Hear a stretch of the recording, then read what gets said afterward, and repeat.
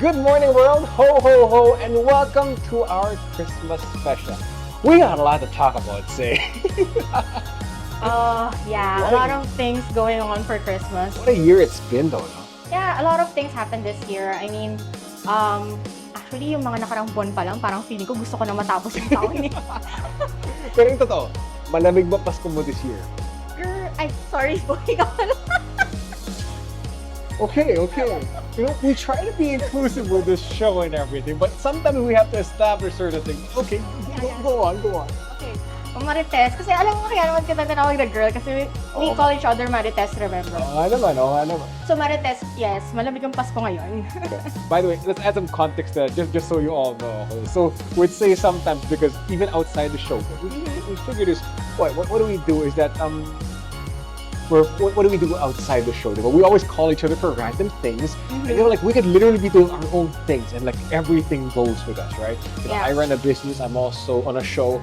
She does a night shift work and what have you. So we really call each other at random times of the day, just to talk about random things. Yeah, talk about the random things. And then, like, ang unang bungad natin lagi on a phone call, Hoy Marites, anong latest? Diba? Exactly. Just for the fun of it all. So it doesn't have to be exclusive for this podcast, but that's technically how the podcast began, right? So Marites, anong latest? Dapat pala palitan natin yung channel natin ng Good Morning to Marites, anong latest, no? well, anyways. Okay. So all right, so let's add. So that's the context there. But now that we're getting to know more of ourselves, anyways, it is the Christmas special. So again, thanks for joining us. All right, but say, how are you celebrating Christmas this year? Actually, Christmas for the past few Christmas, it's been a little bit lonely, I guess, for my family. But this time around, I guess we're more inclusive now because, like, I have relatives that lives overseas. Yeah. And they're coming back home to the Philippines. So I'm thinking or like imagining that this will be like a very traditional Filipino Christmas where everyone is gonna come together, celebrate Noche Buena, and then do a lot of Christmas gifting and even like party in the family, like fun games and whatnot. So how about you? Well, that's the thing with Christmas, di ba? Like, kasi sa amin, like, I grew up in a family where my mom is laking Filipinas, Filipinas, whatever. My dad is balikbayan, or he's a balikbayan rather. So that's why we have the whole Taglish setup and what have you. But the thing is, though, with us in the family is that we don't really have the traditional things that people follow. Like, let's say the likes of Noche Buena, the likes of Simbang Gabi. That can get confusing for me, you know. Pero, yun nga, yung Simbang Gabi pala, it's not just the night before, it's the weeks before the night. 9 days. Days before the night, rather. So, I'll see people, like, I wake up early morning to do my morning run, and I'll literally see people dressed up very nicely, like they came from church, they're having breakfast, and I'm like, where are these people? Ano pala yan eh? Akala ko galing nightclub eh, hindi pala. You know, like, Simbang Gabi pala yan. So, Simbang Gabi. So that's the Simbang Gabi vibe that you have. And as well as, Noche Buena, which is... Noche Buena. That is, parang salubong pala yan. Actually, it's kind of like the last, it's an evening meal for the family. Like, nagdi-dinner ka, but at the same time, kakain ka pa ng midnight. Right. For, like, di ba, doble kain, doble ano ka rin, doble saya. Double the fun. So that's the idea with it. But I am aware of what they call the medianoche.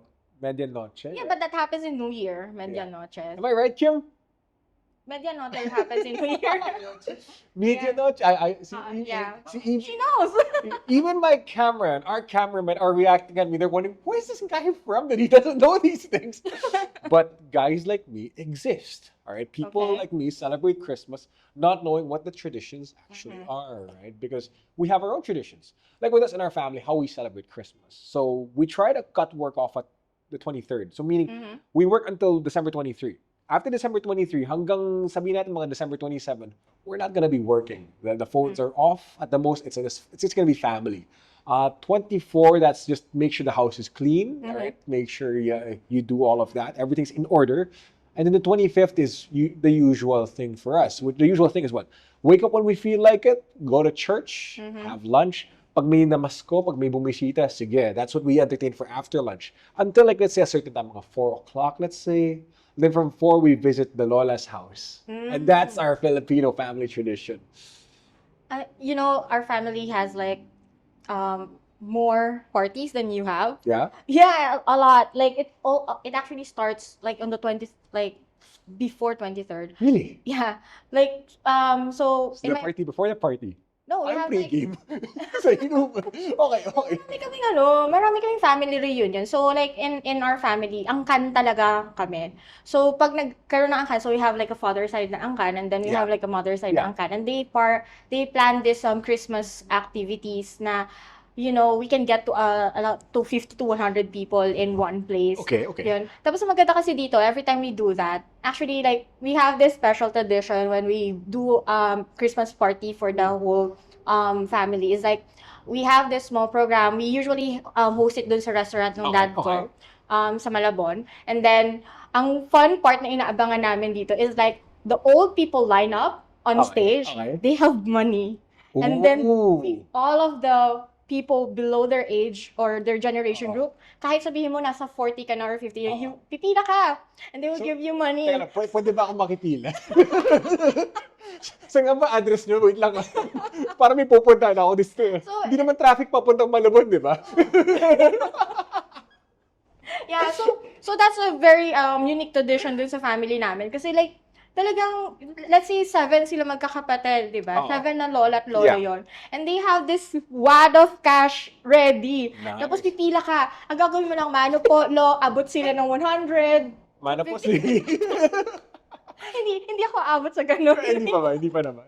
Okay, Yeah. okay. So, Pero that's kind of like a tradition in our place. Like, Okay. pag you're on that generation, Right. talaga, you're the one who's giving. is there a particular number for you guys na parang when you reach a certain age na congratulations, you can now line up on the Yeah, so it starts with like kids talaga. So kids, like baby ka pa lang. Basta, What I mean is, at what point in time can you... stop ka na.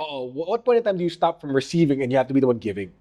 Well, wala eh. Hanggat hindi pa namamatay. Ay, sorry ah.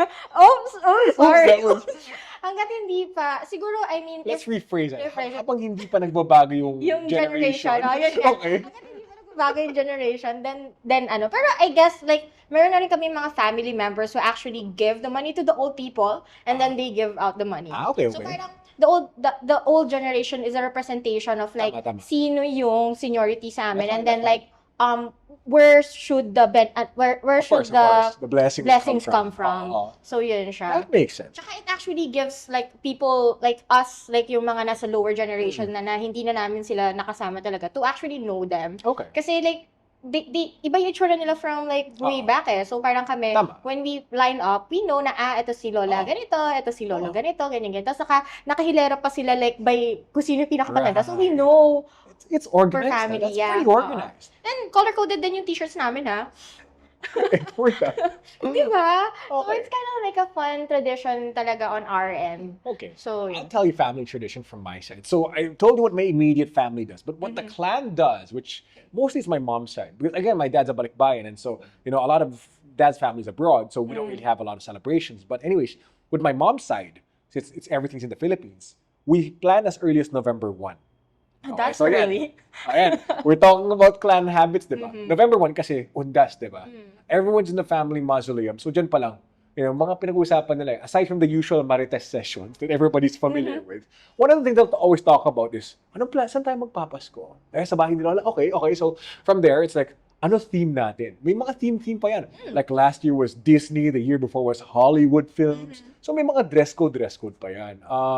And then, syempre, kung may theme, may mga dance presentations pa yan. Oh, yeah.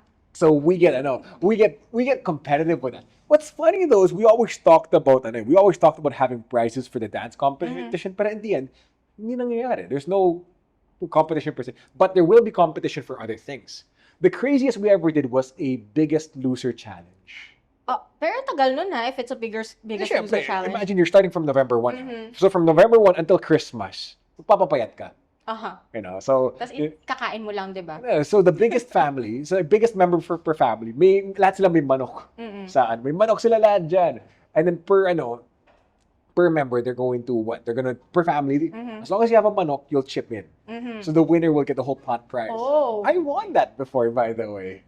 Yeah, I can see that. Yeah. So there's that. So there is that whole thing. So those are some of the many things we considered. And of course, during Christmas Day itself, we have the whole dance presentations. We have the parlor games. It's gotten to one point in time where we even have a dance instructor that comes in To practice for the family. Well, kanya-kanyang family. Yes, that's one. And the Intense. others, yeah, I mean, like, it gets competitive. So there is that, But here's the bottom line, though, with that, is that everyone gets to have time together. that's Family members who don't see each other every day, dito sila nagsasama-sama. Yeah, and that's a commitment for a family, ha? For a Oo. family gathering. Kasi like, when you do this special things, dati nagkakahiyaan pa tayo eh, no? Pero like, parang, now that I grew Oo. older, I understood na parang, it's not really nagkakahiyaan in a sense. It's a matter of like, how we interact with the family That's and right, like, how that's to right. develop this relationship Absolutely. further. That's true. Kasi like, minsan naman tayo nagkakakita nga, as you said, di ba, minsan tayo nagkakita once a year, twice a year. Tapos minsan, di ba, like, sige, sabihin natin when Undas comes, Yeah. di ba, we only get together when someone from the family Yeah, goes certain na, di circumstances ba? have to happen. Yeah, but I mean, Christmas should be fun. That's true. So that, like, covers or overlaps dun sa situation na usually Yeah. nag-get together your family. So that's But again, really these fun. one moments can always translate to multiple moments. Right? But again, that's one of the many things that happens. And you can see the contrast with me and Say, diba? There's a Filipino way, which is what Say does with the whole thing. And with me, we don't do the Simbang Gabi, we don't do the Noche Buena, but what we have is we celebrate Christmas. But the bottom line is we all have time together. But here's the thing though. In the Philippines, that's how Christmas is celebrated. But in other countries, are there any traditions that you've noticed that may be different? Yeah, for us actually, so my aunt lives in Canada, diba? Yeah. So they usually have, so we already had a tradition like from her husband because he's a foreigner. Yeah. So he's a Canadian, he's Canadian. Mhm. So what he bought to us during Christmas Filipino is like creating gingerbread houses. Gingerbread houses. Yeah, we don't have that in the Philippines. You creating gingerbread houses because like gingerbread It's is like a lot of work. yeah, it is a lot of work. And the thing is like as a Filipino, we really don't like the taste of gingerbread because it's kind of different. So syempre, parang pag nag-ano kami ng gingerbread house, it's fun to create the icing, the decorations. Tapos in the end, like, parang kakainin ko ba itong gingerbread na to? Kasi, like, it tastes okay, but hindi mo siya kakainin on a regular basis because it's gingerbread. That's true. It's a different taste bud for Filipinos. Here's talaga. something for you. Quick run through. I have two things that I find rather fascinating. Actually, three things I find fascinating with regard to Christmas celebrated all over the world. First things first, Japan and KFC. No, Like, for Japan some and strange KFC. reason, Japan and KFC, there's a big KFC order for every Japanese household every time they celebrate Christmas in Japan. Like that's an interesting fact, you makes you wonder why. And turns out it's become a long time tradition that they've had. And speaking of tradition, here's another one for you: Ethiopia.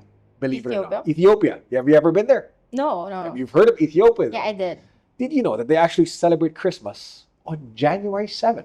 Ethiopia, I think so. I mean, like, I do have a friend, though. Like, Yeah. it's similar. Maybe it's kind of like a religion thing that they celebrate 7. I think it matters, like, yun talaga yung birth yata nung religion. Beyond just that, they also follow a different time format. Oh, So calendar that's- year? Yeah, the different calendar year. Right? So that's another thing. But you know what's kind of weird about Christmas is the mistletoe. Like, for some silly reason, the mistletoe existed, and it doesn't exist here. Yeah, so, but it's a tradition that we actually have sometimes, especially sa mga parties, Yeah. party games. Began in England, I think, last I checked, and yeah, for some silly reason, it's existed for so many years, diba? So these are silly, these are quote unquote silly Christmas traditions, which doesn't make sense to us, but makes sense to others. Then, right. Speaking of silly Christmas traditions, like as an individual, Topi, what silly Christmas tradition do you have going on? You don't come to think of it, I haven't really had one just yet. Maybe I should grow a beard. No, I should probably grow a beard after this shoot, and then so when we shoot on January 1 again, when our first episode, you guys see me have a beard here, and then I'll be shaving right during the shoot, just for the fun of it. Diba? Yeah. So for me naman, I do have a really cool Christmas tradition for myself that I do. It's about gift giving. Okay. So usually, di ba, as a Filipino, or actually as an individual dito sa Philippines, we only buy gifts for people. Yes. So what I do is actually not buy gifts, but provide experience to my family members. So what I do every Christmas since 3 years ago, I create this little card ticket. It's called Say Christmas Experience Ticket. Say Christmas experience. Yeah, it's a Say Christmas Experience ticket. And then that ticket is valid for 1 year.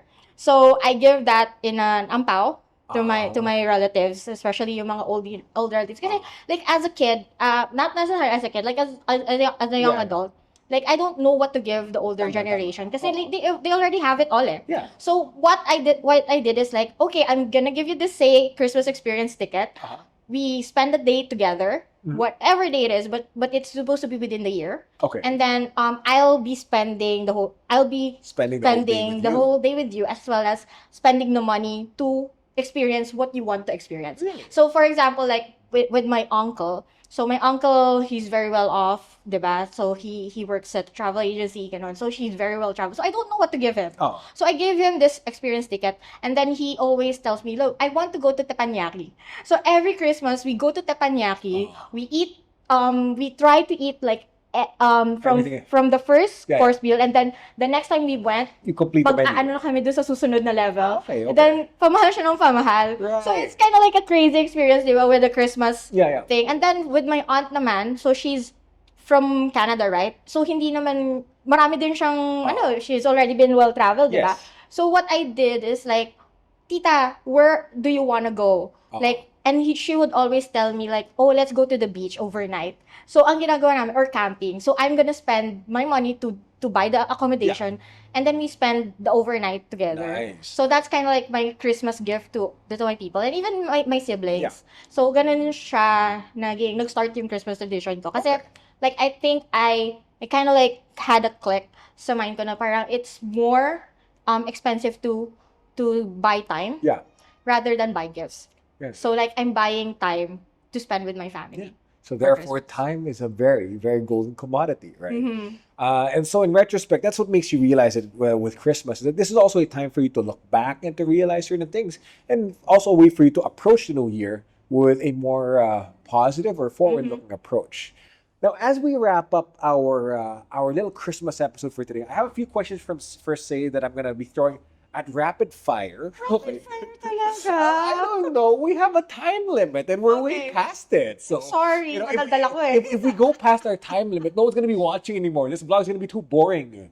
So, totoo naman, diba? Totoo naman. So, we're not editing that, by the way. Okay, that's gonna stay here. That's fine. That's fine. It's true, you know. Like people, like what's with the 1 minute videos, right? So like we can keep this going. Anyway, Let's go. Yeah, so we're gonna throw these questions, and of course you can throw these questions back, and one by one, you know, let's try to answer it as concisely and as quickly as possible. And Sana hindi ako mabulol. let's see. Okay, ready? Ready. Okay. Say, what are your thoughts going into Christmas this year? Going to Christmas this year, One sentence only. more time with my family. All right. More alcohol with family. All right. Next question. Lasinggero ka pala, no? Huh? Lasinggero ka pala. Hindi naman. Hindi ka paghalataan. No, not when I'm driving. Drive responsibly. Okay, all right, of course. Tsaka, the Christmas season will be celebrated. The Christmas holiday will be celebrated at our house this year. So I'm proud of that. I don't have to drive home to this year. So. Yeah, pwede ka magwalwal. Exactly. Anyway, next question. Gift or no gift? Gift. Which is time for me. You know, that's really important. So that's a gift. You know? So again, gifts coming many ways. Pero minsan kasi naisip ko budget mo, no? Right. Wait Kind of lang. hard, diba? Especially when you see something like 20% off, parang, ayaw mo ba yan? You know, are you online? Online payment siya lang That's po. the next question dyan eh. So, okay. So, there is that. So gift or no gift, for you it's gift. But again, we have to qualify what gift it is. Bucket list for your Christmas shopping list this year. Oh, yeah, I have one bucket list. So, I actually asked my sister to buy it for me. Oh my gosh, nagpabili ako sa sister ko. Nagpabili na. So, I actually have like a rage for earrings right now. Okay. So, remember, I just bought two sets of earrings kanina sa That's why she was late. Yeah, because I'm so addicted to earrings right now. So, I'm like getting collection. So, I found this Luna earrings online.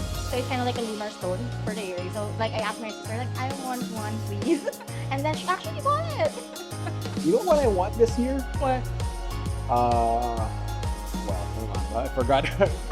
Akala mo sasabihin ko gusto ko ng jowa ngayong taon. Ooh. No. No, I actually want a tablet. For some, like, I just find the phone is too much. Sometimes when you're working, it's just too there. So a tablet kind of helps. But you're an iPhone guy. Like, I mean, if you wanted a phone, why an iPad? Ba't hindi ka na lang mag-Samsung Galaxy phone? Like, it's like, Then it's the right size. the airdrop thing. Oh, yeah, So yeah. when I have to work on other things outside this podcast, at least it's one less thing to think about. Okay, in relation to that, so we're talking about shopping list, bucket list, shopping list, if you have a budget. But what if you don't have a budget? Money's not an object. What is one thing you would get right now? What? Pag wala akong budget, Like, as in, like, money's no option at oh yeah. anything. If anything, Oh. anything, I probably would go to Japan for Christmas. Travel. Yeah. You know what I would get for myself this Christmas? Gusto ko mag-onsen eh. Okay then. Okay, you know what I would get myself this What? Christmas? If money's not an object? Porsche 911. Like, why not, right? No, again, no. If money's no object, you know what I would do is, I wouldn't just get one Porsche. I'd probably get like 3 of them, and I'd get them all the same color. So when I tell my driver, bakit na yung Porsche? He's like, sir, ano yung dito yung puti? Dito talaga yan. Figure it out. Ang sama ba? 1, 2, 3. No, jokes aside though. You know, outside the whole podcast, I'm a car guy, so Yeah. I've always been a fan of the Porsche. Anyways, so that's our thing. That's what we've established. Last question. Oh, this is my favorite. If you were to be under the mistletoe this Christmas, who would you want to be with? Sorry? It's a very difficult question. Why? Kasi nakagaling ko lang sa heartbreak eh. So, Mag-jacket. Okay. malamig eh. Malamig yung Pasko ko eh. Kaya mo yan. So yeah, I mean like, I would definitely, like kung it worked out, I probably her. But no, It is. it didn't work out. It is what it is, as they'd say. And with that, that concludes our Christmas Wait, special you for didn't this answer year. your mistletoe question. Oh, I don't kiss and tell. I know. Okay. I'm High five. And that concludes our Christmas special for this episode of Good Morning World. Thanks very much for tuning in. Make sure you keep in touch with us via social media. We're available also on YouTube, Spotify, and everywhere else. All right, so that pretty much concludes our episode. Yeah, so if you want to follow us, click on the subscribe button below. Ho, ho, ho. Merry Christmas. Thanks for Ho, ho, joining ho. us. And we'll see you on the next episode. Morning, everybody. Good morning.